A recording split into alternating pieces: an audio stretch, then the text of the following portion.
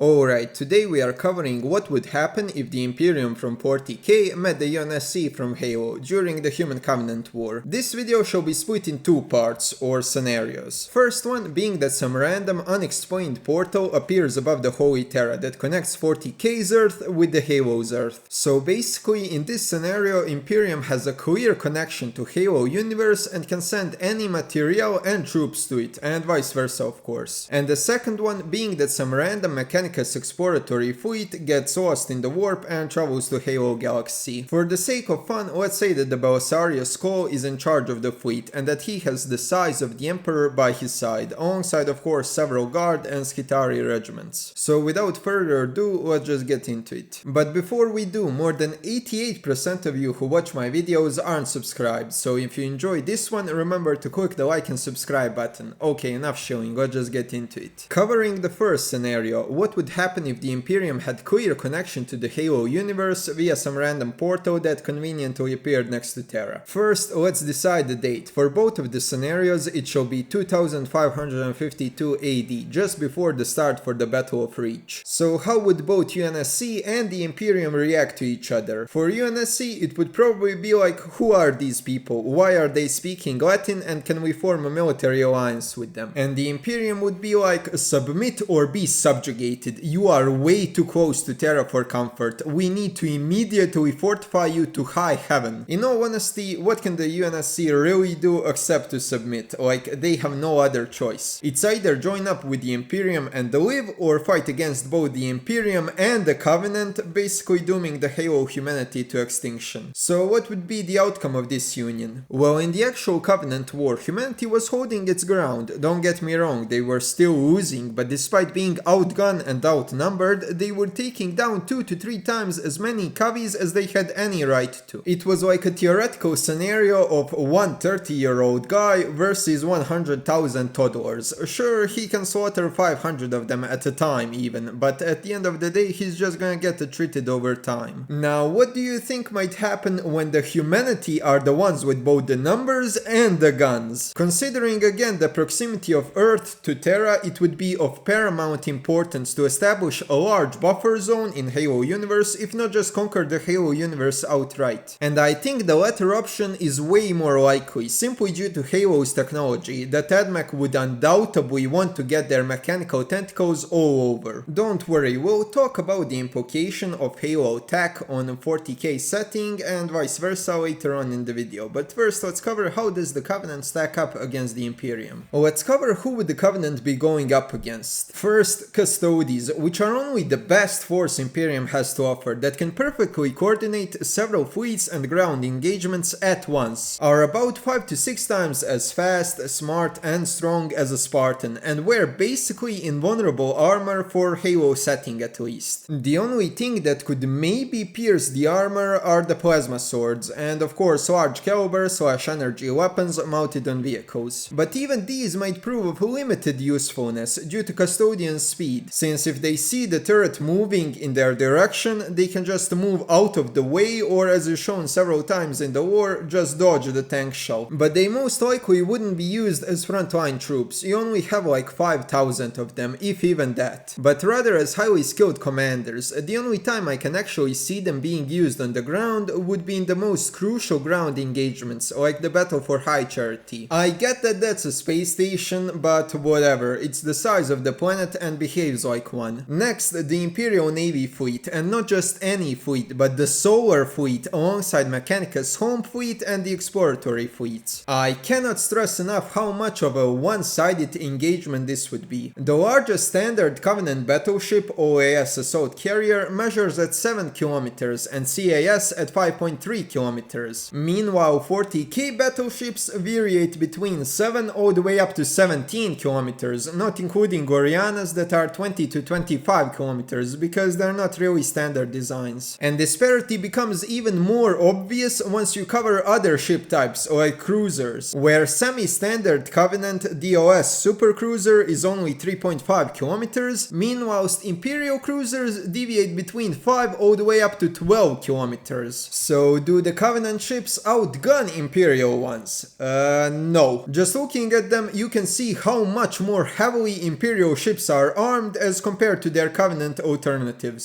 The main armament for the Imperial battleships are cannons that fire shells that are anywhere from half a kilometer to several kilometers tall. Safe to say, if the Covenant ships were afraid to get rammed by old Halo ships measuring less than a kilometer, getting hit with the broadside of 4 going at terminal velocity would hurt a lot, if not just straight up destroy the entire ship. Speaking of ramming, guess what 40k ships are specifically designed to do? Yeah, Cavis are gonna get the Bronze Age treatment in any engagement against the Imperium, because they don't really have a choice in the matter. They need to be quite close to their target for their main laser weapon to have sufficient energy to do damage, and not just cool off before it reaches its target. Next, ground forces, and there aren't many fictional factions that can outnumber Covenant population of grunts that is estimated to be in low trillions. But in 40k, Terra alone has a population of several quadrillion, which is almost higher than the entire sentient population of the Halo universe. If we are of course not counting each Lack worm as its own separate entity, because on their own they are dumb as bricks. During the War of the Beast, don't worry, I'll be brief, I won't subject you to this lore abomination for too long. Terra alone managed to recruit, equip and train a couple 100 billion people in a month, which would be 5 to 10 times the size of the entire population of humanity during the Covenant War. And this is like the thing that they can do in a month, without mentioning all the Skitari legions also numbering in dozens of billions, if not trillions. I think it's safe to say that the Covenant would be drowned in blood, especially considering that 40k guardsmen are equipped with lasguns, which are comparable to the Covenant plasma weapons. So what would be the result of this? Well, Covenant would start losing, and losing hard. Just like in the real timeline, all the defeats would be blamed upon the elites, and the Covenant schism might happen sooner than anyone expects. Elites, knowing that they can't win the war alone, would, just like in the real timeline, try to ally with the humanity. Now, I'm gonna say something controversial, but I think that the Imperium would actually want to ally with them, but that the UNSC elements would call on the total surrender and quite possibly galaxy clearance of Xenos. The reason why the UNSC would not want to ally and let the elites of the Hook is obvious, but why would the Imperium want to ally with them? Well, the reason is quite pragmatic. The Tyranids are approaching the Soul Sector, so the Imperium would probably want to withdraw some of their forces from the Halo universe to go deal with the Tyranid threat. And allying up with the elites would make up for the troop shortfall caused by this. Would it work? Well, that would depend on how much independence did Oni retain after the merger with the Imperium. If they retained most of their independence, then they would probably cause a false flag incident to stop the alliance from happening. But I don't think that that would be necessary, because Imperium would behind closed doors be very clear that this is just a temporary arrangement, and that once they are done with the Tyranids, they are coming back in force to finish the job. Oni would also most likely use this alliance as an opportunity to poison the elites' river and food supplies to give the future generations cancer or something else. Now, speaking of flood, I think that just like in the actual war, that it would be dealt with and wouldn't conquer the entire galaxy. But in a specific case where the flood somehow gets into 40k galaxy and spread itself across different Imperial hive worlds, it's quite possibly GG for the whole 40k galaxy. Unless both Chaos, Necrons and everyone else decide to unite, then they might actually stand a chance. But that's the possible idea for the future video. Comment down below if you would want to see could Flood conquer 40k galaxy. Now, I refrain from talking about the Imperium stealing Halo tech for a while. Now let's cover that. First, most important tech that the UNSC possesses that the Imperium would very much like to use would be the slip space engines that allow safe FTL travel that doesn't involve the warp.